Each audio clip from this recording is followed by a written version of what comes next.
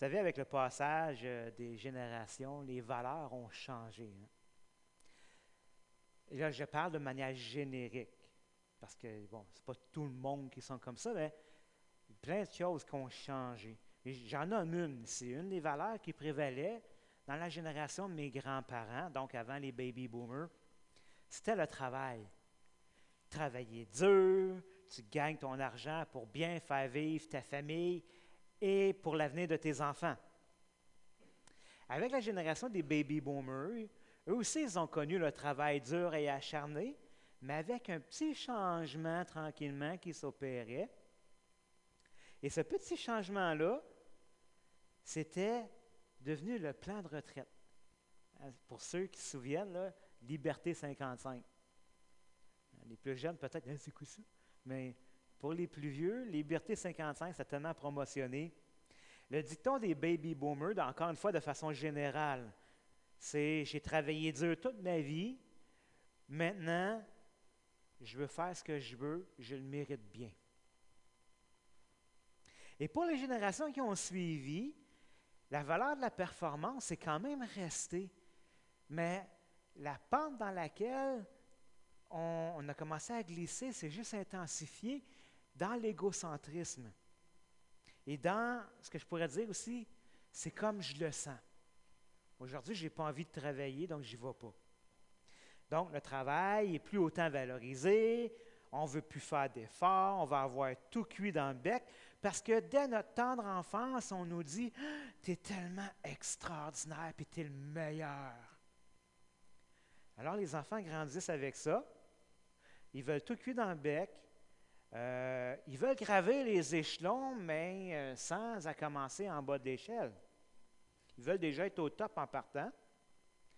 Et ils ne veulent surtout pas s'engager parce qu'ils ne veulent tellement pas perdre leur liberté. Le dicton de la génération d'aujourd'hui, c'est « Donnez-moi ce que je veux parce qu'on me le doit. » Donc, si la tendance se poursuit, à quoi va ressembler le monde de demain? Dieu nous a appelés ses enfants. Là, je parle de nous, les croyants. Il nous a appelés ses enfants, nous qui avons placé notre confiance et notre espérance dans le sacrifice de Jésus-Christ à la croix pour effacer nos péchés et nous accorder la réconciliation et la vie éternelle avec Dieu. Avez-vous idée quel privilège incomparable que ça doit être? J'aurais tendance à dire incroyable, mais j'essaie d'éviter ça dans mon vocabulaire parce que je ne veux pas être un incrédule. Mais c'était tellement un privilège que Dieu nous donne. La semaine passée, on a vu que le Seigneur veut transformer nos pensées. Il veut que nos pensées s'enlignent avec les siennes et non avec celles du monde. Donc, dans le passage qu'on a vu la semaine passée, on était encouragé à veiller un peu comme un poste de douane sur qu'est-ce qui fait l'objet de nos pensées. On était aussi encouragé de trouver des gens qui étaient des modèles de foi, des imitateurs de Christ, afin que nous aussi, nous les imitions et que nous soyons, nous aussi, des modèles pour d'autres autour de nous dans la foi. Le Seigneur n'a pas fait de nous uniquement ses enfants, des héritiers qui vont se la couler douce jusqu'au retour du Seigneur Jésus. Le Seigneur est roi, c'est ce qu'on a dit, et Seigneur, ça veut aussi dire maître, maître de tout ce qui lui appartient. C'est vrai, Dieu nous a sauvés de nos péchés par son Fils. Il nous a rachetés. Le thème de la rédemption, c'est le rachat. Ça veut dire que s'il nous a rachetés, ça veut dire que maintenant, on fait partie de sa famille, c'est vrai, on porte son nom, mais on n'est pas juste ses enfants, nous sommes aussi ses serviteurs. Maintenant, regardez, ce qui est intéressant, c'est que dans la Bible, le mot serviteur, ça ne veut pas dire employé. Donc, Jésus, ce n'est pas notre boss. Ce n'est pas notre patron, c'est notre roi.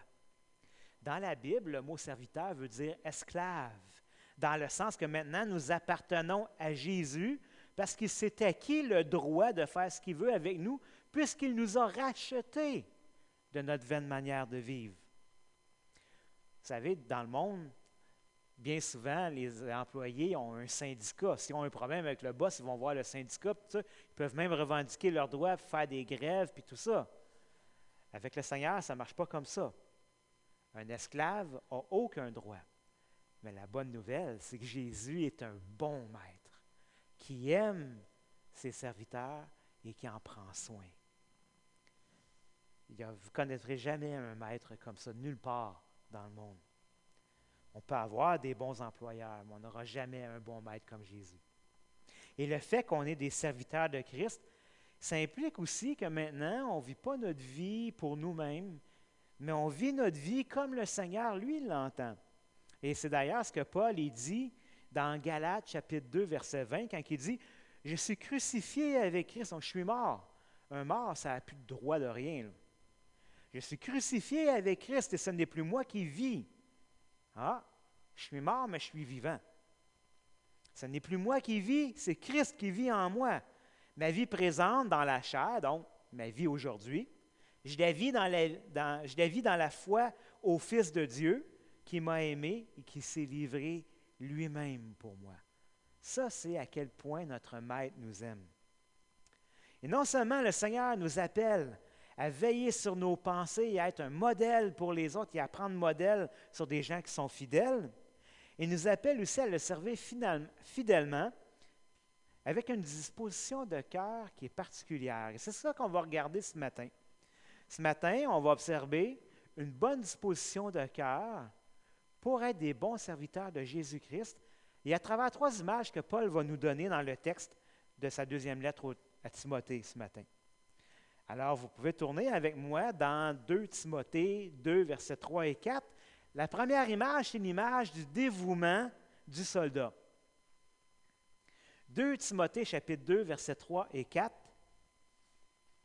Je vais attendre un petit peu pour ceux qui ont le Bible en papier ou par téléphone. Chapitre 2, versets 3 et 4. 2 Tim, 2 Ice Cap, 2... Non, c'est pas ça. C'est 2 Timothée, 2, 3 et 4. Verset 3. « Souffre avec moi comme un bon soldat du Christ Jésus. Il n'est pas de soldat en campagne qui s'embarrasse des affaires de la vie s'il veut plaire à celui qui l'a enrôlé. » Un peu de contexte ici. Paul écrit cette lettre-là à Timothée qui est son protégé. Paul et Timothée sont ensemble depuis longtemps. Paul a pris Timothée sous son aile depuis déjà plusieurs années. Et Paul a été un père, il a été un mentor, il a été un modèle, il a été un ami pour Timothée. C'est des hommes qui ont développé une grande intimité entre eux dans le Seigneur. Et ils sont maintenant devenus des co-ouvriers dans l'œuvre de l'Évangile. Et Paul écrit cette lettre-là alors qu'il est en prison pour la 2e fois à Rome. Et cette fois-ci, Paul sait que ça ne se passera pas pareil comme la première fois. Il ne sera pas délivré, il ne sera pas libéré, mais il va y laisser sa vie pour la cause de l'Évangile. Et sachant que sa mort est proche, il écrit cette lettre-là à son disciple pour apporter ses derniers encouragements à celui qui va être son successeur dans la foi pour l'œuvre de l'Évangile. Mais Timothée, à ce moment-là, il est dans une passe de sa vie où est-ce qu'il est dans la crainte. Il est assez timide. Et il faut comprendre pourquoi. Son mentor, celui qui a pris pour modèle, est maintenant enfermé encore une fois en prison et cette fois-ci, il va y passer. Et c'est sans compter toute la persécution contre la foi chrétienne qui s'intensifie à ce moment-là de l'histoire. Donc, je comprends Timothée qui peut filer un peu plus timide. Mais en regardant tout ça, Paul, il veut encourager son Timothée. Il veut l'encourager. Et j'imagine que Paul, à ce moment-là, il pense à sa propre marche avec le Seigneur, puis il se souvient des paroles du Maître. Quand Jésus a dit dans Jean 15, versets 20 à 21, il dit « Souvenez-vous de la parole que je vous ai dite. Le serviteur n'est pas plus grand que son maître. S'ils m'ont persécuté, ils vous persécuteront aussi. S'ils ont gardé ma parole, ils garderont aussi la vôtre. Mais tout cela, ils vous le feront à cause de mon nom, parce qu'ils ne connaissent pas celui qui m'a envoyé. » Et ayant probablement ce genre de paroles-là à l'esprit, Paul veut encourager Timothée qui fait face à de l'adversité lui aussi. Il veut l'encourager à ne pas avoir honte de l'Évangile. Il veut l'encourager à aller puiser son courage en Christ. Et Paul lui dit, Timothée, mon enfant bien-aimé, prends courage et souffre avec moi comme un bon soldat du Christ Jésus. Et Paul est clair ici dans ses paroles. La souffrance et la difficulté font partie de la vie chrétienne. Parce que le joug du Seigneur, ce n'est pas ça qui est dur. Jésus le dit que son joug est doux et léger. Ce n'est pas ça qui est dur. Mais c'est à cause du monde dans lequel on vit et qui s'oppose constamment à Dieu et à son Messie, à Jésus. C'est pour ça qu'il y a de la difficulté et que c'est difficile. La vie chrétienne comporte son lot de souffrances. Et pour expliquer qu'est-ce qu'il veut dire, Paul va employer premièrement l'image du soldat romain. Le soldat romain, on sait qu'il est employé par l'armée romaine, il est au solde de l'empereur, qui est le général en chef de tout l'Empire. Et une fois que le soldat il est enrôlé dans son service militaire, le soldat, il ne vit plus sa vie comme quand il était un simple citoyen. Non, non, non. Son style de vie a dramatiquement changé. Et quand l'escouade du soldat part en expédition militaire, le soldat, il n'apporte pas avec lui n'importe quoi, il apporte le strict minimum, c'est-à-dire son équipement militaire. Il ne s'encombre pas des futilités de la vie. Tout ce qui pourrait même le ralentir dans sa mission doit rester derrière. Tout ce qui pourrait le déconcentrer de son objectif est mis de côté. Il ne l'amène pas avec lui. Parce que le soldat, il comprend qu'il ne s'en va pas en vacances, là. Le soldat ne s'en va pas sur le bord de la plage à se faire tremper les pieds dans l'eau toute la journée. Non, il s'en va se battre. Donc, il n'apporte pas ses gougounes, il n'apporte pas ses ballons de plage. Il sait que s'il amène ça, il va se faire tuer avec ça. Un ballon de plage, ce n'est pas un bouclier. Ça n'arrête pas grand-chose. Puis des gougounes, tu peux lancer ça en arrière de la tête de quelqu'un, mais pas super efficace, mettons. Il ne portera pas non plus sa belle chemise hawaïenne. Hein? Non, il n'amènera pas ça. Pourquoi? Parce qu'il s'en va à la guerre. Qu'est-ce qu'il va mettre à la place? Il va enfiler son armure, son casque, il va mettre son bouclier, il va prendre son épée, il est prêt à se battre. Il y a un objectif qui est clair, qui a été donné par son général. On a une mission à faire, c'est ça qu'on s'en va faire. Le bon soldat reste concentré sur son objectif. Parce que s'il est distrait par toutes sortes de choses, tu sais, le genre d'affaires là, comme ouais, en fin de semaine passée, ou qu'est-ce que je vais faire, moi, en fin de semaine? Ou qu'est-ce que j'aurais bien pu faire au lieu d'aller me battre? S'il commence à penser et à raisonner comme ça, il n'est plus à son affaire, là. Puis s'il n'est plus à son affaire, il n'est pas prêt pour le combat, puis inutile pour son général en chef. Pareillement, nous, les serviteurs de Christ, on est des soldats dans l'armée de Dieu. Et la première bonne disposition du cœur, c'est qu'on doit posséder ce dévouement-là pour la cause du Seigneur Jésus. La bataille est devant nous et on doit rester concentré sur c'est quoi notre objectif, c'est quoi notre mission. C'est quoi la mission que Christ a donnée à son Église? Quelqu'un peut me le dire? Dans Matthieu 28.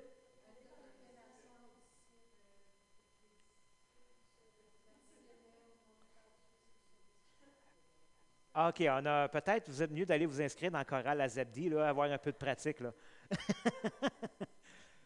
Oui, c'est ça. Vous avez quand même raison. Hein? Il dit, bon, tout pouvoir m'a été donné dans les cieux et sur la terre. Allez et faites de toutes les nations des disciples, baptisez-les au nom du Père, du Fils et du Saint-Esprit, et enseignez-leur à garder ou à pratiquer tout ce que je vous ai enseigné ou prescrit. Ça, c'est la mission qui est devant nous en tant qu'Église, en tant qu'enfant de Dieu, en tant qu'armée de Dieu.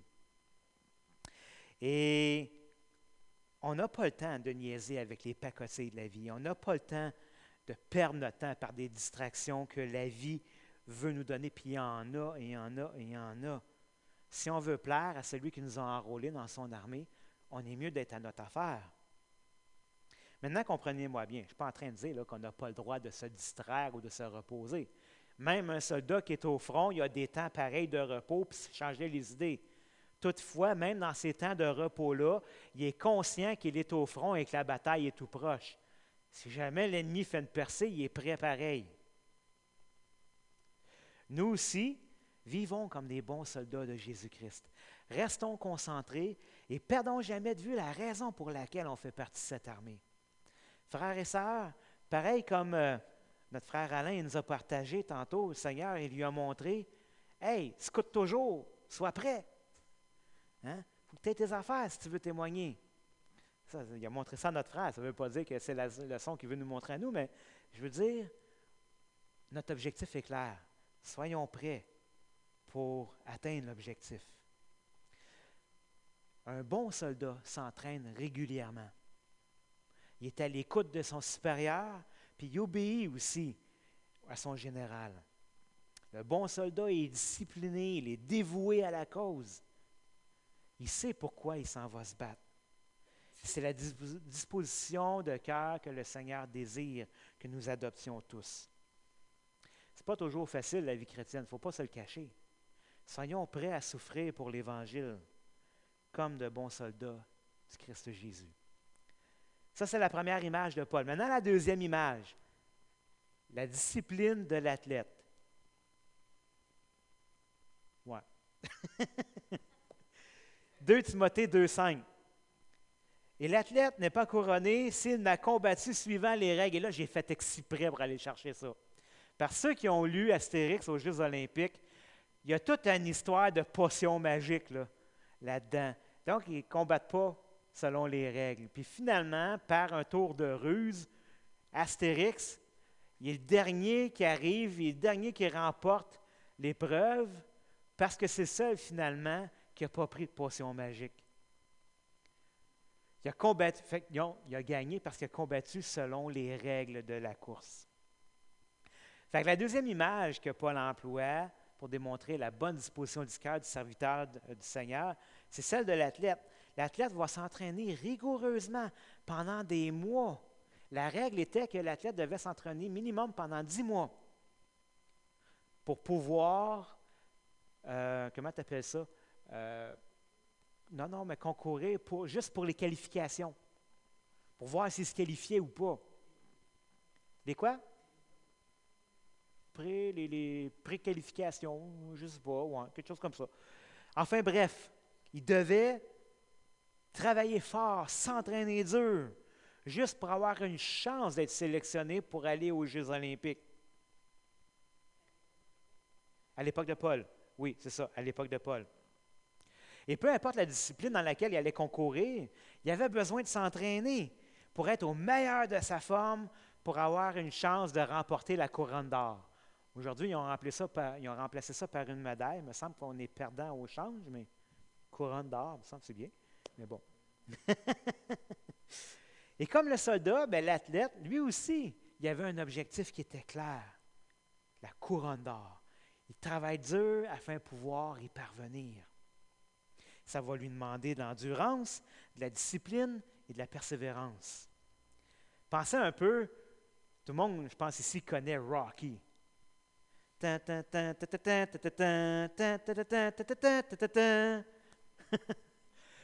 Rocky, moi, ça m'a marqué parce que c'était un gars, un boxeur, il n'y avait rien pour l'arrêter. Il était déterminé. Puis peu importe les obstacles, peu importe si ça faisait mal, c'est pas grave. Il continuait le combat jusqu'à la fin. J'ai pas mal. Puis ce qu'il disait, c'est un autre round. Oui, finalement, ça finissait avec Adrian. Ça, en effet. Mais il était persévérant. Hein, on entend souvent l'expression no pain, no gain. Sans douleur, il n'y a pas de gain. Effectivement. Mais en plus de son entraînement intensif, qui lui a appris à dépasser ses limites, à ne pas juste écouter sa souffrance. Et là, je ne parle pas juste de la souffrance physique, mais des fois, ça peut être une souffrance émotionnelle. Son entraînement qui lui a appris à dépasser ses limites. L'athlète ne peut pas espérer avoir le prix de la récompense s'il ne concourt pas selon les règles du jeu.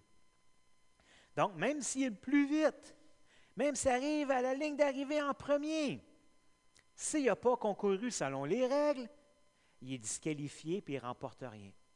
J'ai toujours à la pensée, je ne sais pas si vous vous souvenez, ça fait longtemps, le coureur Ben Johnson aux Jeux olympiques. Tout le monde était fier parce qu'il avait remporté les Olympiques. Et quelle disgrâce ça a été après quand ils ont appris qu'il était shooté aux stéroïdes. Puis il a dû remettre sa médaille. Quelle honte! Comme le Seigneur l'a dit à ses disciples, la souffrance, l'épreuve, la persécution, l'adversité, les tribulations, le travail et même la privation font partie des règles de la course. Parce que la marche chrétienne, c'est une course à obstacles.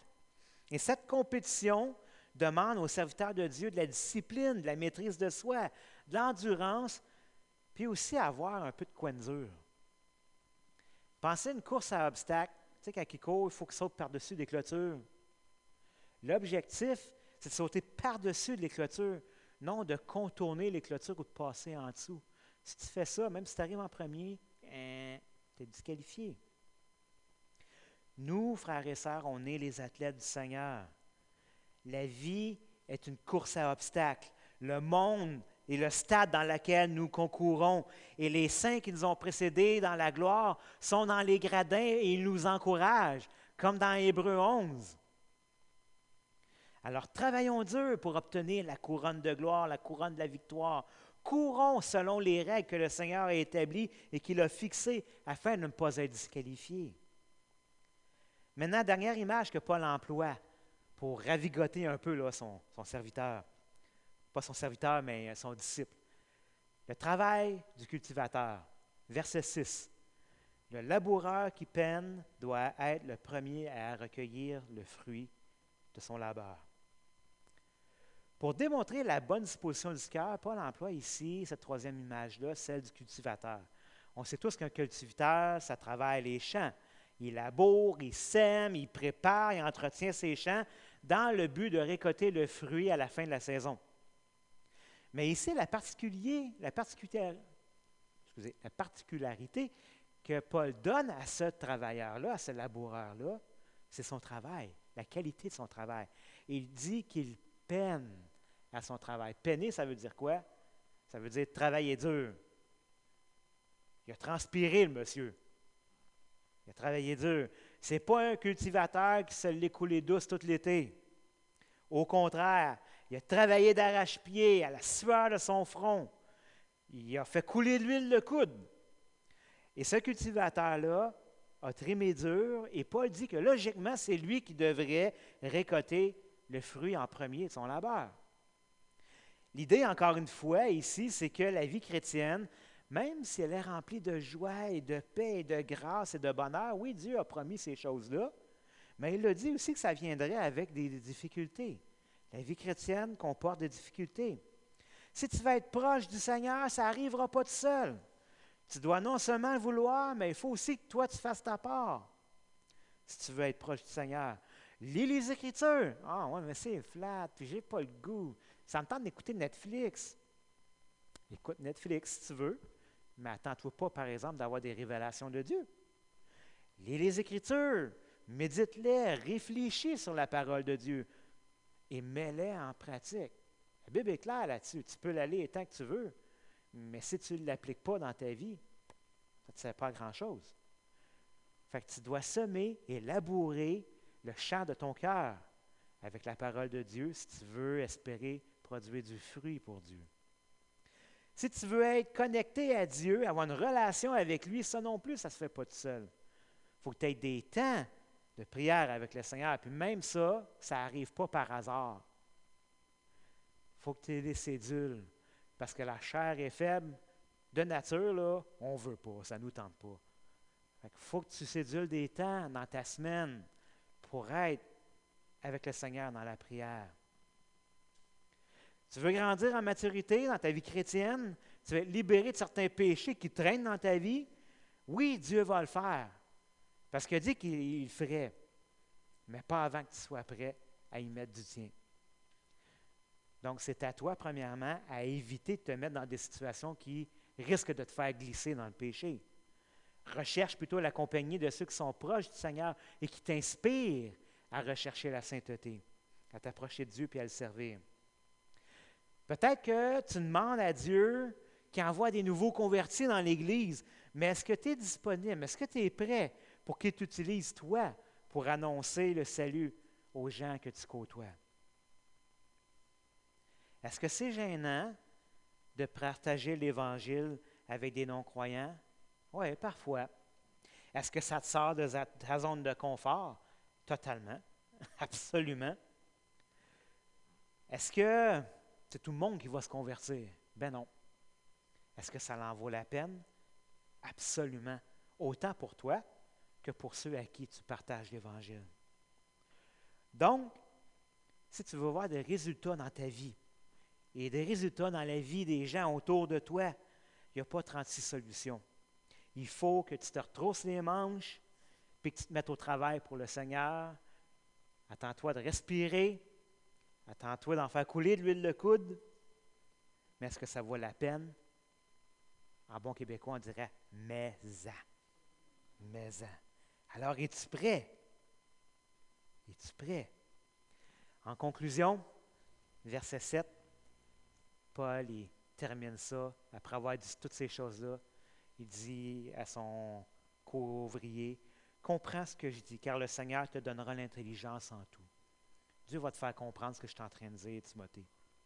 La vie chrétienne, en attendant le retour du Seigneur Jésus, ce n'est pas un sprint, c'est un marathon. C'est une épreuve d'endurance. Ce n'est pas une vie de facilité, mais ça demande de l'huile de coude. Demandez à quelqu'un qui fait un marathon, demandez-lui quelle étape de la course qui est la plus dure. C'est la fin, puis une partie du milieu aussi, avant que le deuxième souffle arrive. Si tu crois que la vie avec Jésus, c'est du gâteau, ben je m'excuse, mais tu n'es pas au bon endroit. Si tu cherches la facilité, ce n'est pas ça que le Seigneur t'offre. Le Seigneur, il t'offre une vie qui est abondante. C'est vrai. Une vie remplie de joie, une vie remplie de sa puissance. C'est vrai. Mais avec cette vie-là, il a dit aussi qu'il viendrait des difficultés dans la vie présente. Et ce n'était pas écrit en petits caractères quand Jésus en a parlé. Il n'a jamais caché ces choses-là. Mais le Seigneur Jésus a aussi donné cette promesse-là. Il a dit, je vais être avec vous tous les jours jusqu'à la fin du monde. Et il nous a déjà promis la victoire. À la croix, Christ a déjà acquis la victoire pour nous. Fait qu'imaginez comment c'est encourageant. Quand ton maître te dit, vas-y, cours. Tu n'as pas besoin de courir super vite. Tu as juste besoin de traverser la ligne d'arrivée. Parce que la couronne, la médaille, je l'ai déjà pour toi. Imaginez combien c'est encourageant. Alors, tu veux-tu courir? Finalement, il y a une récompense pour celui qui va avoir travaillé jusqu'à la fin. Comme les 3 images que Paul a employées. Le soldat dévoué reçoit l'approbation de son général, qui est Jésus-Christ. L'athlète qui a concouru avec discipline selon les règles de la course, lui, il reçoit la couronne de la victoire, qui est la gloire de Dieu.